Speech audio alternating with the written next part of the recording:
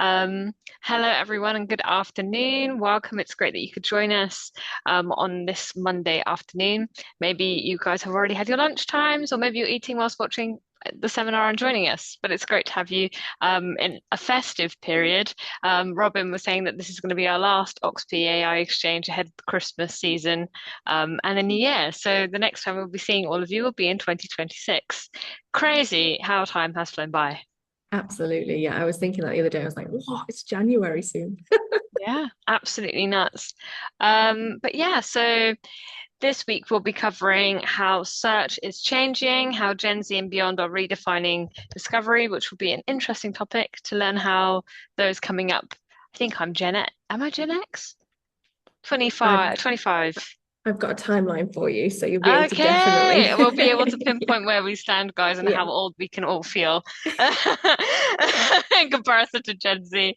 Oh goodness. But yeah, so if in case you didn't know, Robin is one of our in-house tutors here at the Oxford College of Marketing. She's also an AI expert, and she does a multitude of different things. She consults for businesses, helps organizations streamline their marketing technology and runs the AI OXP exchange with us, which is great. Are you happy to take it away, Robin? Yes, absolutely. I don't know if you can remember, but we actually covered GEO when it first actually became a marketing technology term in the Mm. kind of beginning of AI, kind of OXP exchange. And if you actually go back to that and watch this one now, you will see how in a very short time we have developed again. So I really enjoy that we get to really kind of revisit stuff that was new like 6 months ago and now is new again. Like it's quite fun. So if anyone's interested, there is a what is GEO kind of in its infancy webinar on our YouTube channel. So I just wanted to remind people that we've kind of covered bits of this before. But today we're going to be looking at how Gen Z and beyond are redefining discovery and how people are actually consuming content, looking for content, and discovering content when it comes to how we find information now, because it truly has changed. So when we look at this, when we talk about search, most people still imagine when we search for something that we are typing a query into Google and we're clicking those blue links on that first page because we trust that Google has brought us the right information in the right hierarchical kind of way so that those top links are what we want to be searching for.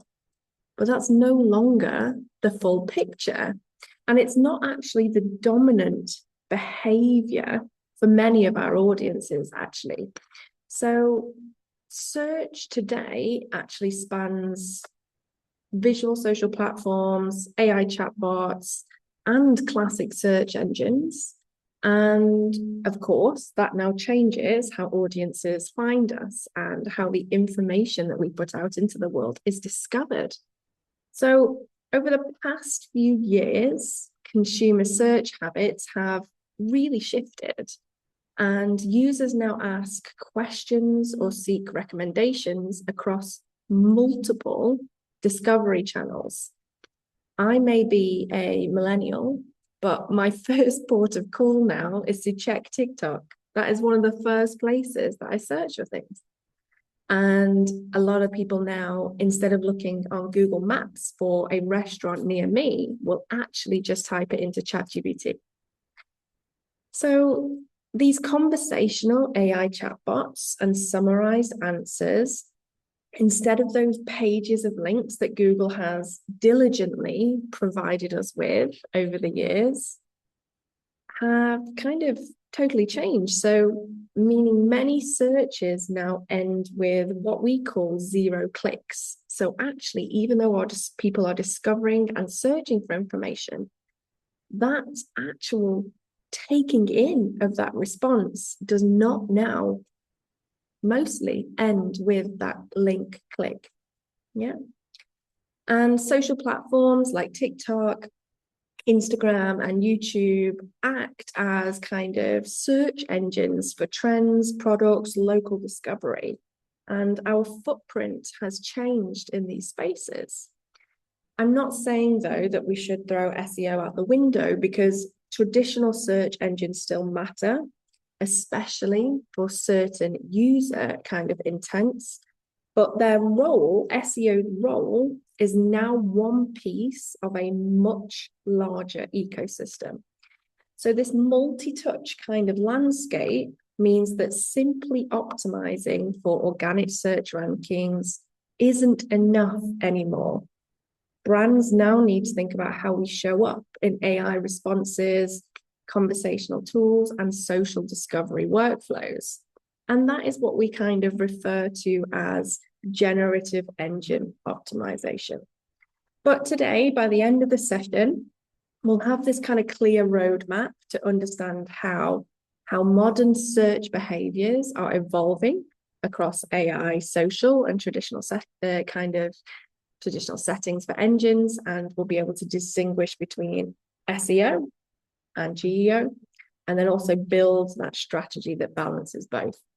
If you have any questions during the session, please pop them into the chat. Daniela is great at making sure I get all of those answered, because some of the terms in this session may kind of overlap. You may want a little bit deeper information from me. So just let me know and I can make sure that you have all of that information by the end of today's session. But I want to talk to you about where search has come from, because it's not really been around for that long when we look at what search actually is. So to understand why SEO alone is no longer kind of sufficient, we need to look how search has technically evolved. And this didn't happen overnight, but in the terms of tech and accessing the internet, it's happened very quickly. And it's the result of kind of these different changes in how search engines work, how generations are taught to access information and naturally access information, and also kind of this new layers of intent and relevance that AI systems are folding into this kind of sourdough recipe that brings us this new way that we have to work. But we initially started with kind of keyword first search. So this is early to mid 2000s. And search engines relied heavily on exact keyword matching. So you used to have all of these kind of undercurrent kind of SEO kind of things where people would be stuffing in words and headings. And we used to have blog titles that were really, really stupidly long. And that was just because we filled it with all these potential search kind of words, because that's the only way that the system could match our search, our question, with content. So of course, as brands and as writers and as marketers, we were filling all of these spaces with all these words, but that very quickly petered off because it wasn't a very joyous experience for those accessing that information. So pages ranked on keyword frequency, backlinks, basic kind of metadata, and users adapted their behavior to the machines. So we would type fragmented or kind of unnatural queries. Visibility was largely about ranking position at this time and click through. Search worked like a filing system. Yeah, so if we match the terms, we surfaced. Pretty simple. Not a great experience. And we were just learning as consumers how to actually start to do the search kind of thing. Yeah. So what happened next?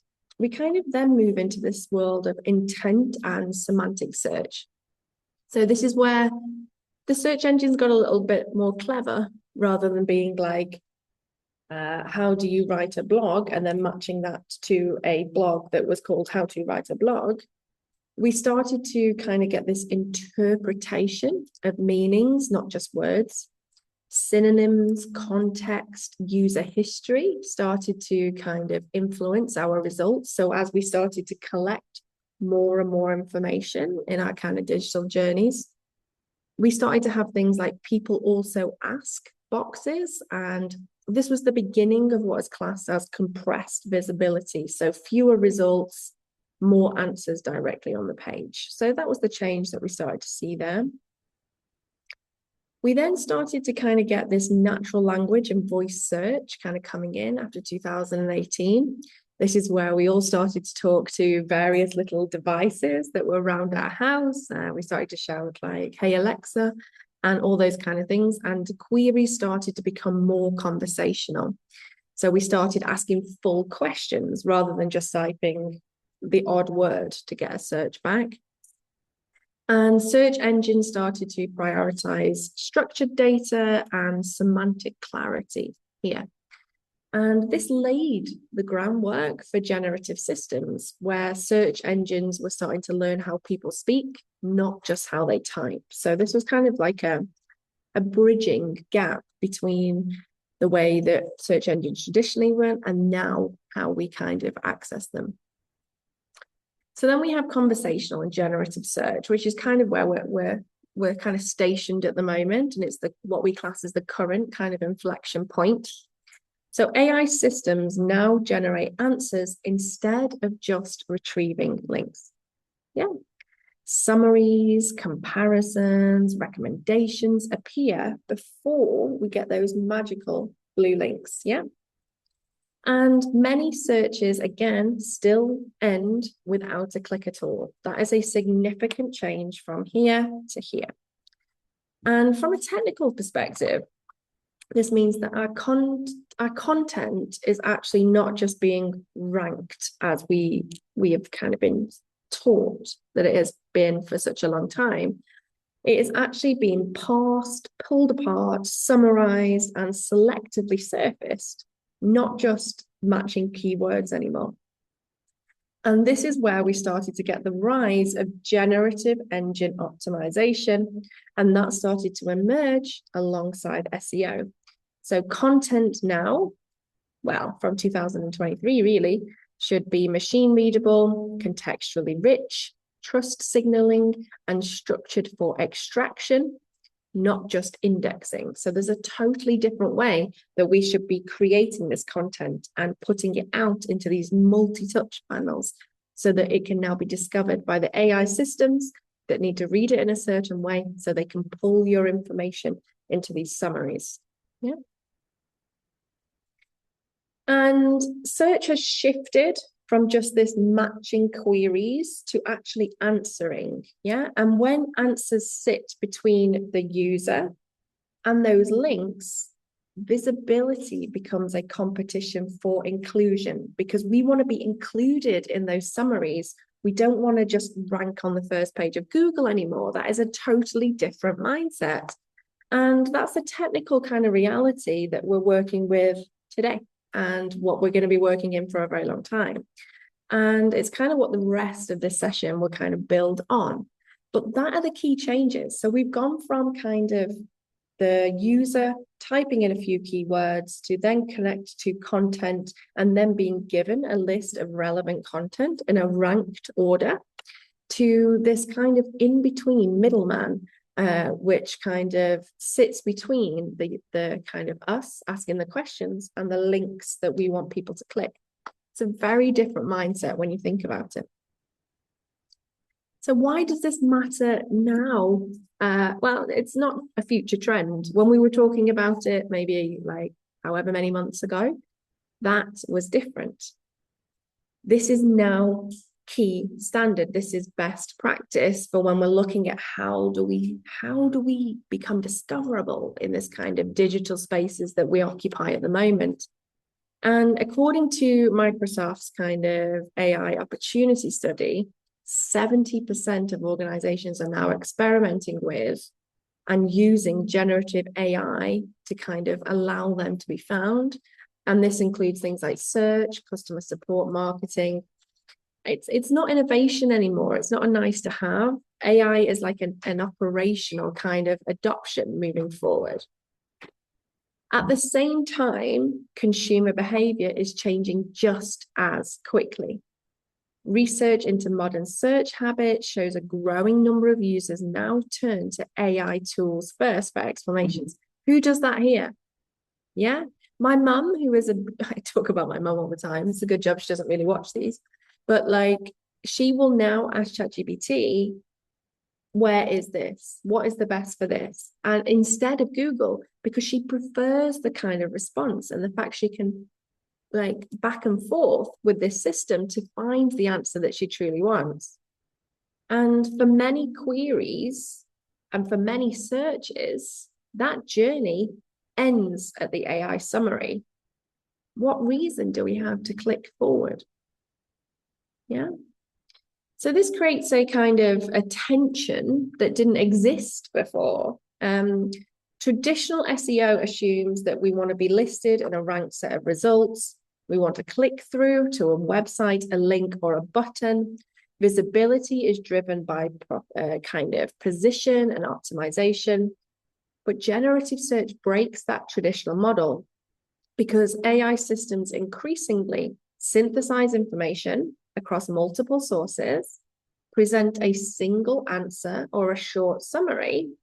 It decides which brands, examples, or sources are actually mentioned, and also which are not. Yeah. So if your content is optimized for classic SEO signals, you may still rank, it may still pull information, but it might not be cited, summarized, or surfaced in AI answers or conversational interfaces. A lot of brands sometimes try and do like the kind of wait and see, like, should we be adopting this? But this lag kind of creates compounding invisibility. So brands that delay lose the representation that they already have, miss social first discovery kind of journeys, optimize for clicks that aren't really part of the customer journey within search at the moment. And this isn't abandoning SEO. It's about recognizing that SEO alone no longer guarantees visibility. Yeah. The question is no longer, do we rank or where do we rank? What do we rank for? It's, are we present where answers and kind of this information is being generated? And that's very different. That changes the strategy for search. Yeah. So there's also huge generational differences. And I get stuck in believing sometimes that everybody does things the same way that I do. And that's just a generational thing that we can have. But if we look at Gen Alpha, so 2013 and like kind of 2025, where we are now, they use search as an ambient assistant. And what I mean by that is they find information through various different spaces. So discovery is mediated generally through parents, schools, and platforms. They use voice assistants, video first platforms, and AI powered tools as their first search in, as the way that they start their journey to discovery. There's little to no direct interaction with traditional search engines. And technically, they speak. They don't type their search. So queries are spoken, they are visual, or they are prompted indirectly. And AI systems for them, they kind of act as an intermediary rather than a tool that they consciously use. It's just embedded in the way that they see the world now. Their content is then filtered, summarized, and constrained by platforms and guardians. So why does this matter? So Gen Alpha won't learn how to search the way previous generations did. They will grow up expecting summary, expecting answers, explanations, and guidance to be generated for them. They don't want to go to multiple links to then make this summary, this research themselves.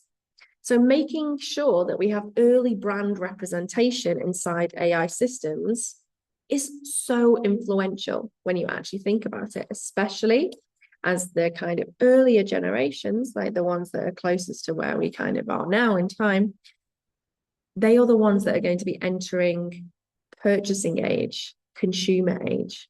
Yeah. So then we have Gen Alphas. So they use search as discovery. They don't look up things here.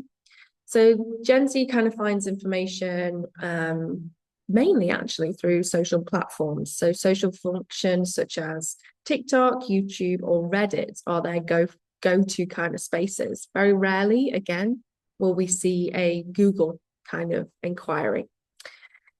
AI chatbots are used for explanations, recommendations, and exploration. Traditional search is used selectively for what they class as complex or high stake kind of queries. Like, I won't buy aeroplane tickets unless I'm on the big internet. They won't use kind of a traditional search engine unless it is for something they deem that requires that. And that is more for educational purposes, like, and what they class as complex. And technically different for them is they use conversational exploratory queries mixed between voice and type. Discovery for them happens inside platforms, not websites. Yeah. And AI generated summaries replace clicks again here. So if your brand isn't referenced inside these AI answers or platform native discovery, Gen Z may never encounter it, even if you rank well traditionally. Yeah, so that you can start to see the importance of this as we look at the kind of generations that are now consuming, now purchasing, now aligning with brands compared to older generations, like moving kind of backwards.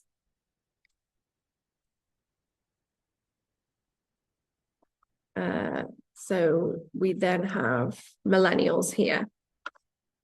I can check that for you, Kirsty. So we have here now, I like millennials. So this is where how I use the internet. And when I was like researching and looking at kind of the click use and things like that, I was like, that is me to a T. And this is where we've got this blended search behavior. So we always use Google as a core starting point as a millennial. And then what we do is we kind of use AI tools to summarize, compare, and speed up our decisions because we are intrigued. We are AI curious. We are happy to take in this new technology. And social proof and peer content influence trust massively for us, which is why we do go back into things like traditional search engines, because that shows us things like Google reviews, Trustpilot reviews, reviews for kind of hotels and purchases and those kind of things. What's technically different for us is that we use multi-platform. So we will bounce between these different types of search and discovery. So we have what is classed as multi-session journeys. So I can start a journey on Google, which does end in a click link, but then I may go to TikTok, which doesn't. I'm just consuming. I'm just taking in more information here. And AI is used as more of a supporting partner. Yeah, so it's a decision support layer. And we have a high sensitivity to clarity, authority, and usefulness. So for us, for kind of millennials, SEO still drives discovery, but GEO determines whether context is kind of understood, selected, and surfaced by AI kind of systems. So we're a blended approach with millennials. So what we then have is kind of the search engine first individuals. They will use this maybe 90% of the time. And this is a traditional kind of search engine domination. But realistically, this is where traditional SEO is key. And then we have boomers. I don't know why it hasn't pulled in the right names there, but this is, they traditionally only use traditional search behavior. So boomers find information through search engines and known websites. They will go to websites that they recognize and repeatedly utilize. They have things like direct navigation and bookmarks. So instead of using Google, they will just go to the same website repeatedly that they know they can get the information from. They use short direct queries. There's high trust in authoritative domains. Whereas if we look at kind of here, what we have is they have a specific kind of non-alliance to authoritative domains. Boomers, they definitely do. So this shows you this kind of differences here is search is actually generational as well as technical. So as you can see, as the technical changes that we kind of spoke about during the kind of slide that we have here, what we can then see is that generationally, we have significant differences too. And if we go even deeper into that, we will have cultural differences and geographical differences too. But this is just a good overview for you to see that age-wise impacts the way that we search and discover. And realistically, from this kind of millennial to now, what we are seeing is either a significant blended approach and a kind of journeys that don't end in a click, which is what we are driven to want, right? So as you can see, there is a significant need to change that. And this shift from keywords to conversation means that SEO and GEO now need to be balanced. And you also need to think that, okay, my audience is primarily boomer. Yeah, primarily boomer. Do I really need to look at and invest and put a lot of time into making sure that I am discovered in AI summaries? For the prevalence and future of your brand, of course, but for your audience, potentially not. You could just focus on traditional SEO because they will primarily not change. They will continue to use Google and the way that they search using that traditional ranking method. If you have kind of audiences millennial onwards, that is a significant shift. So you need to make sure that you are being discovered in those different spaces. So what is GEO? It's the practice basically of ensuring that our digital content is actually discoverable, interpretable, and selectable by generative AI engines when they generate answers for users. So rather than optimizing for rankings and clicks, GEO focuses on being included, referenced, or cited inside AI-generated responses from systems such as ChatGPT, Claude, Google, Gemini, Perplexity, or any other large language model powered search and answer engines. So it optimizes kind of for different things that SEO does. So GEO ensures that your brand, content, and expertise surface when people ask AI systems about solutions and products you sell, services you offer, stories, case studies, or coverage that you've been a part of, ideas and frameworks that you've shared publicly, and topics where you have deep experience and expertise. So that is the lean, that is the change that we are seeing in the type of content there. And generative engine optimization involves structuring and refining your existing digital content. So I'm not asking you to reinvent the wheel, but we're actually making sure that it can be accurately understood and referenced by these large language models.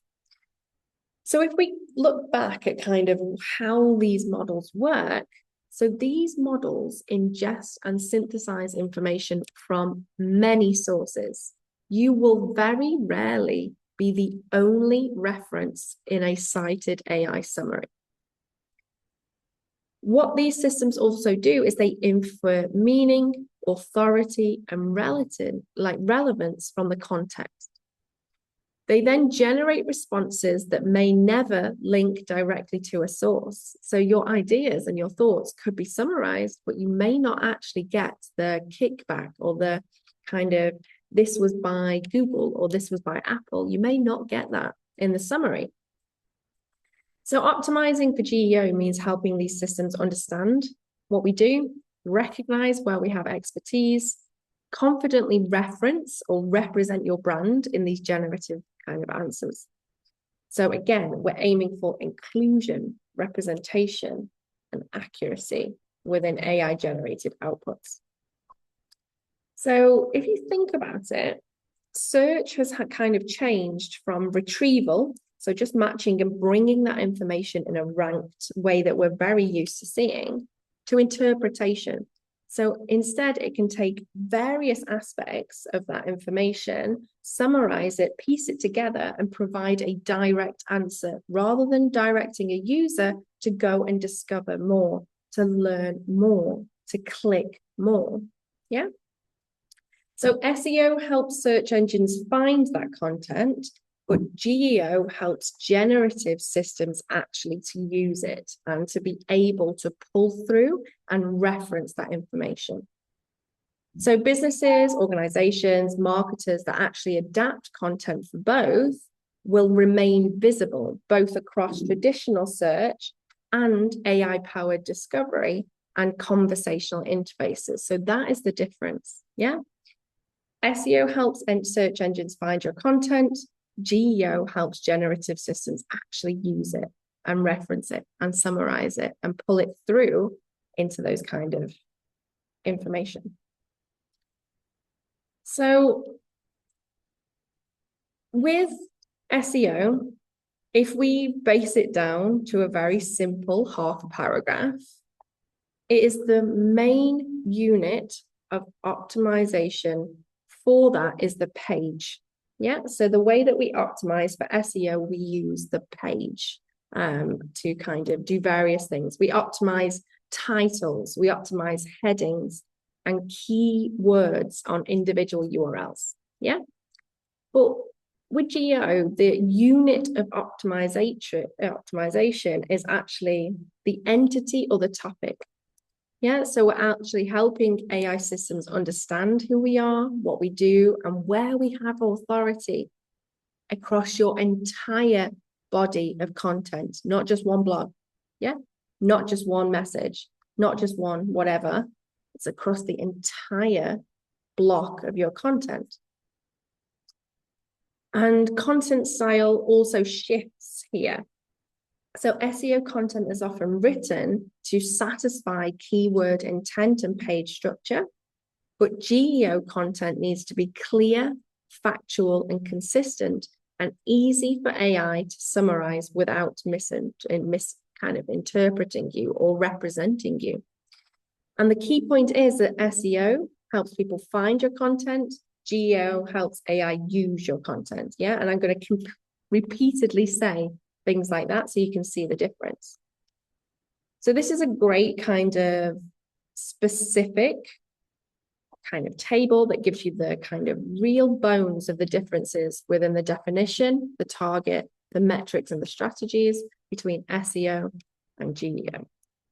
And you may be sat there going, Robin, I have no idea what this actually looks like. So what we're talking about is how you become part of the kind of AI overviews that are now everywhere within our feeds, within Google, within kind of ChatGPT, within our systems that we add and connect to, such as like Perplexity and various things like that.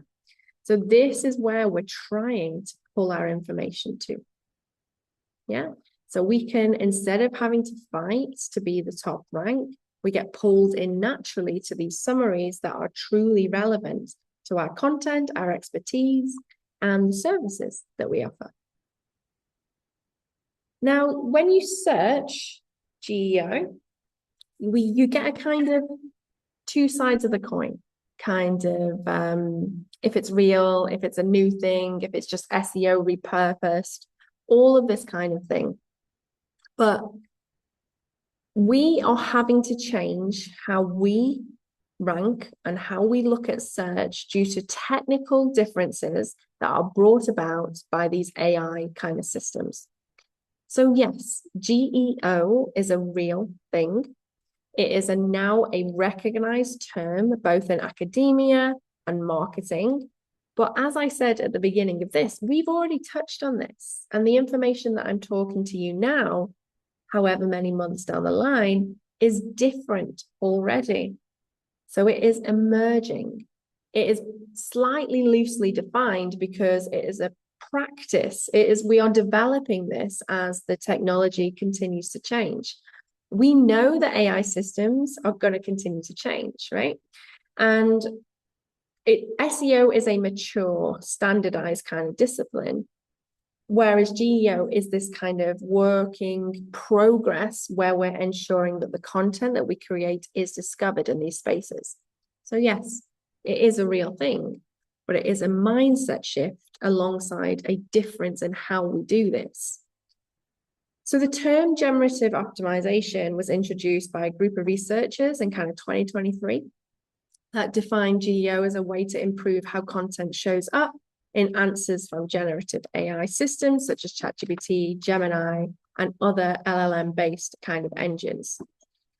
Since then, marketing and SEO publications have adopted the term to describe these strategies. Yeah, because there are strategies, there are differences in the way that we have to do it. And it's being taken seriously.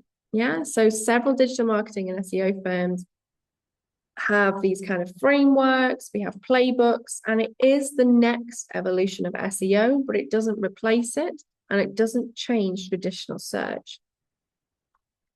And what you could say is that realistically, the original kind of GEO research, when kind of AI systems started to come in, was a little shaky, but you can see the kind of development in this now.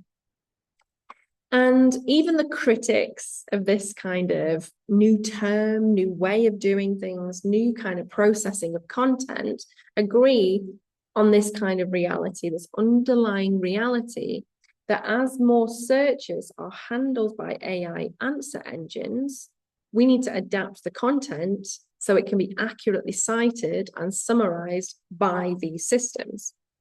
Now, in the future, GEO, the term GEO, may not actually be separate to SEO because search may have changed so much that we just use SEO, what is classed as SEO, to be discovered in these systems. But we're in this beautiful kind of fluid time where AI is coming in, changing things so much, and we need to adapt. We still need our old SEO, like I don't say, you know what I mean, not old, our traditional kind of SEO, and we need these new ways to layer on top of that. So we're discovered in all of these places. Our content is everywhere. Yeah. And in practice, what people call GEO can overlap with good SEO and content strategy, and where we're kind of establishing clear entities, authoritative content, consistent facts, structured FAQs, and multi-format assets that AI systems can actually safely rely on and actually understand. So now I'm going to talk to you about everywhere content. So we've done the theory, we've looked at how search has changed. So how does that theory then become strategy? How do we move that forward? And don't worry, everywhere content doesn't mean publishing more because we have to create so much content anyway. It actually means designing content so the same idea can travel across channels and systems. Instead of treating your website, social media, and AI visibility as separate, what we instead do is we think of a single topic and then express that in modular ways. So we now start to think of one thing that we want to be ranked for, and we create a multitude of content that supports that. So wherever anybody is kind of searching for, it can discover the right information from us and pull that into a summary. So from one topic, you would have a long form guide, and that gives you depth. You would have structured FAQs, that gives you clarity. You would have short form social, let's try and say that really quickly, for discovery. Clear data points and examples that AI can pull into these systems and these summaries and reuse. And clarity and consistent matter here because what the AI model is looking for is patterns. It's looking for repetition. So we need a repetition of the same terminology. We need to make claims that we can evidence, and we need to show our thinking, not just our conclusions. So in essence, it's just good content. Yeah. But we have potentially become a little bit lazy in the way that we generate content. So instead of just having a blog here, kind of some social here, it's back going to this kind of idea of one campaign, one thought, multiple ways to share that, but focusing on depth, clarity, discovery, and examples that AI systems can use in the whole breadth of that content. And when we design for kind of AI answers, we need to remember these systems don't read and don't browse like we do. They lift, they summarize, and then they reassemble that information all together.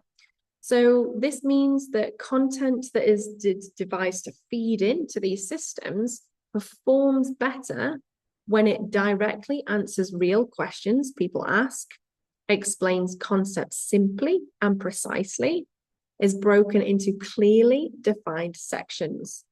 So when you're creating content or the purpose for content or multiple versions of the same content idea, think of this. What would an AI system need to confidently explain this on my behalf? So if I was an AI system, I would look for an FAQ, a glossary, step-by-step formats, anything that reduces ambiguity. And these kind of things help AI systems extract accurate snippets without guessing or fantasizing or rewording incorrectly. And it may feel like I'm asking you to dumb down your content, take off that magical layer of like your brand story and your terminology. It's not. It's actually about removing friction from interpretation. So you can have all these glorious narratives, all these glorious images, all this glorious rhetoric, but it still needs to be understandable. Yeah.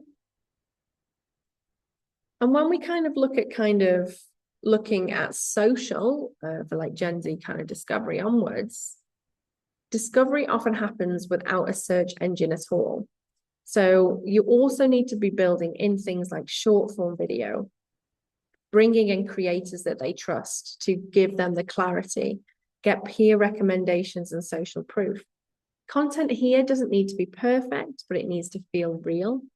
And from a GEO perspective, this matters because engagement signals helps to build authority and indicate quality. Widely referenced ideas travel further. Repeated language across platforms reinforces understanding. Social content feeds both human trust and machine confidence. Yeah. So how do we bridge the gap? How do we kind of start to do this? So you can be like, okay, Robin, how do I start checking through my content? And we start actually by bridging the gap between SEO and GEO by making sure we have one strong, in-depth set of content. So what this does is it supports traditional search rankings and establishes our authority. So this could be a guide, it could be a case study, it could be a white paper, something that has depth, it has purpose and a resolution, a place for that person to go next. So from that same core idea, we then create question-led articles that mirror how people ask AI tools, conversational, human, yeah? Short form videos that surface that idea in social feeds, clarity, discovery, depth, yeah? A structured FAQ that reinforces definitions and claims. So that could be on your website, it could be at the bottom of the guide, it could be on the blog that references the guide. And all of it is using the same terminology, the same examples, the same evidence. And the result is all of a sudden search engines can rank that. Yeah. AI systems can cite it and summarize it. Social platforms can then surface it.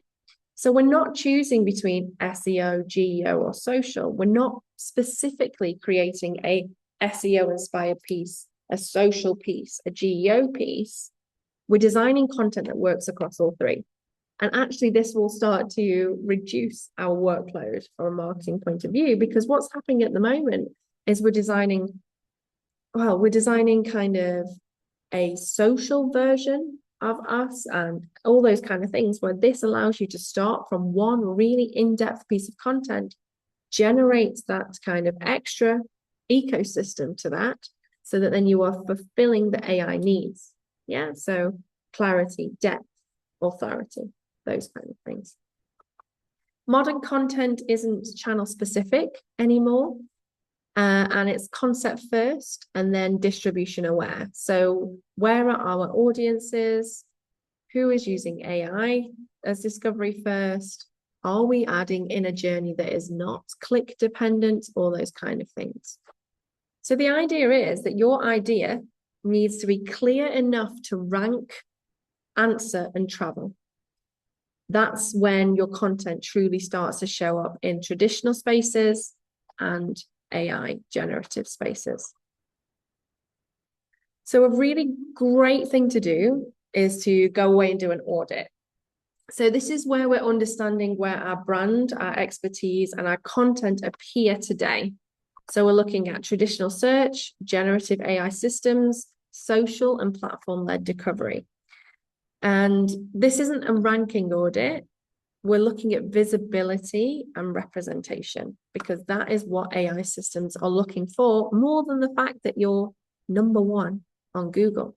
Yeah. So what I want you to first do is define where you want to be found and what you want to be found for. So before you search anything, write down your core services or products, the problems you solve, the topics you claim expertise in, any key terms, frameworks, or ideas that are associated with you. If you don't define this first, we won't be able to finish the audit because we won't be able to find the gaps that are truly missing. So then I want you to go through and look at your traditional search. So this is your SEO kind of layer. Do you appear when someone searches for your services by name? Do you appear for problem-based queries, not just branded ones? Are you visible beyond your homepage? Do your guides show up? Your articles show up? Your FAQs show up? So you need to search your topics in Google in incognito and note kind of your position, which pages rank the best, who appears above and beyond around you. Check featured snippets, and people also ask. Because what we're looking for here is depth. We want more than one page visible here. We want consistency of language. Are we using the same terminology? And then clear association between our brand and our topic. Yeah. We then want to look into the generative AI audit. So a lot of people just overlook this, but actually go and ask these kind of questions that we'd expect a customer to ask, but inside AI tools. It doesn't matter which one, whichever one you use. Yeah. Who offers what service? Do you appear? What is the best way to solve problem X? Does your information pull through? What should I look for when choosing a certain provider? Do you rank? Do you pull into that information? You can test across multiple systems, Google AI Overview, Claude, ChatGPT, whichever systems you use. And the things you need to note here are you mentioned at all? Are competitors mentioned instead? Are answers kind of generic or specific? Is the information that is pulled about you accurate, incomplete, or missing? If AI can't confidently reference you or find you or summarize you, it's purely because your content isn't clear enough, your expertise isn't strongly signaled, or your ideas aren't widely reinforced across different sources of search. Yeah. We can then do something like a social and platform discovery audit. So this is really good for like millennials onwards. Search for your topics inside TikTok, Instagram, YouTube, LinkedIn, maybe, depending on your audience. Are people talking about this topic? If there's not much content on it, you're not going to be pulled through when people are asking about various different things. Who is being referenced and recommended? Do your terms, ideas, or the examples that you share appear? Is your content platform native or is it invisible? And this shows where discovery is happening before search. Yeah. And then I want you to do a consistency and a clarity check. So are the same terms used everywhere? Do your services sound the same across channels? Do your explanations align or do they vary? Would an AI system get confused about what you do? Inconsistency is one of the biggest causes of AI invisibility. You can even ask AI to go through your website and tell it what you do, and ask it to tell you what you do. Because then you'll be like, oh, actually, that is nothing like what I do. So then you need to know that you need to change your terminology, the content that you create, really unify your message with what you do so AI systems can do what it needs to do and go through that clarity, that depth, that consistency. It needs to pull your information into those generative kind of spaces. And then I want you to do basically a gap analysis. So create 3 simple lists. You are visible here, channels where you show up clearly. You are partially visible here, where you are mentioned without clarity or depth. And you are invisible here. So places that your audience searches, but you don't appear at all. And then that actually becomes your prioritization roadmap. And there's a simple diagnostic question. And we can summarize this entire audit once you get to this point with one question. If someone asked an AI system or an AI platform, who should I trust for this? Would your name come up? And would it be explained correctly? If the answer is no, you have GEO work, kind of this generative engine optimization to fulfill with that kind of content stack I spoke about before. So the key kind of takeaway here is that discovery today is layered. So we have search engines, AI answers, social feeds.